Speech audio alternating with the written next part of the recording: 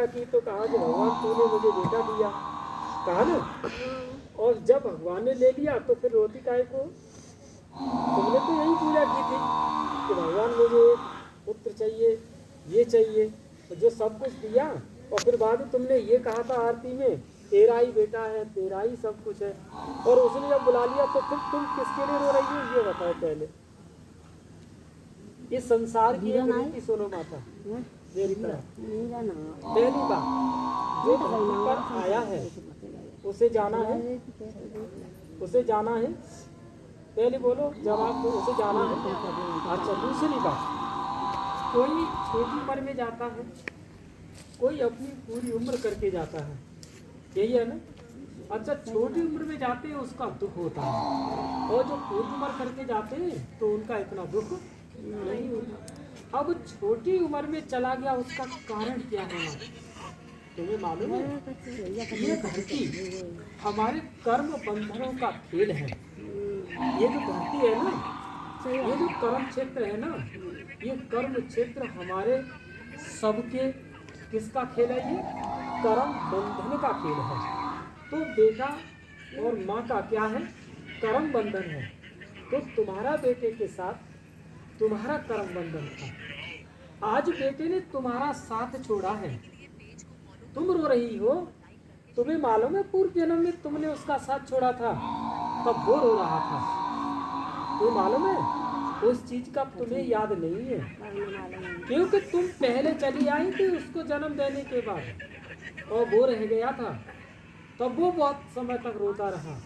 और आज उसने तुम्हारे कर्म बंधन का क्या कर दिया? हिसाब और किताब कर दिया। ये हिसाब किताब तुम्हारे माता उसके साथ बराबर हो गए। आज तुम्हें रोना है उसके लिए, पहले रोया था वो तुम्हारे लिए। अब वो कैसे खुश हुआ था? वो बताए कैसे खुश हुआ था? वो ऐसे ही खुश हुआ था कि मेरी माँ तो किसी की गोद में जाकर के आज हंस रही होगी, पैर चला रही होगी, खिलखिला करके चल रही होगी, और मैं आज ही रो रही हूँ। आज तुम्हें खुश होना है, क्या सोच करके कि वो किसी की गोद में खेल रहा होगा, खिलखिला रहा होगा, और मैं उसके लिए आज क्या कर रही हूँ? रो रही हूँ। और मेरे रोने से क्या वो वापस आ जाएगा? नहीं आएगा। जब जब तुम रोगी तब तब उसके शरीर को कष्ट होगा। क्या माँ अपने बेटे को कष्ट देना चाहेगी? तो फिर तुम्हें खुश रहना होगा, तो माता तुम्हें खुश रहना होगा, तभी उसकी आत्मा को क्या मिलेगी? शांति मिलेगी। तुम अपने जीते भी अपने बेटे को तुम दुख नहीं देख सकती थी, अब मरने के बाद उसको क्यों दुखी कर रही हो? बोलो, क्यों दुखी कर रही हो? हो जाओ बिल्कुल शांत, और दिल से इनका तो उसको दुआ दो कि बेटे तुम जहाँ भी हो कैसे रहना, कैसे रहना? सदा सुखी रहना। तो अब पहले तुम खुश हो, अपने आंसू पोंछो और खुश हो जाओ। ये सोच करके अब खुश हो थोड़ी देर के लिए माता, ये सोच लो अब वो खुश है, तो मुझे भी अब कैसा रहना है? खुश रहना है। तो उसके बार बार याद करके अपने को बार बार दुखी नहीं करना है। प्रतिदिन उठोगी, प्रतिदिन उसे याद करोगी, रोओगी, तो दिन निकलते ही तुम्हारे अंदर रोने के आंसू शुरू हो जाएंगे। तुम्हारे दिन निकलते ही हो जाएंगे ना। और एक दिन सुबह उठ करके तुम्हें क्या कहना है? क्या कहना है? बेटे तुम जहाँ भी हो कैसे रहना है? खुश रहना है तुमको।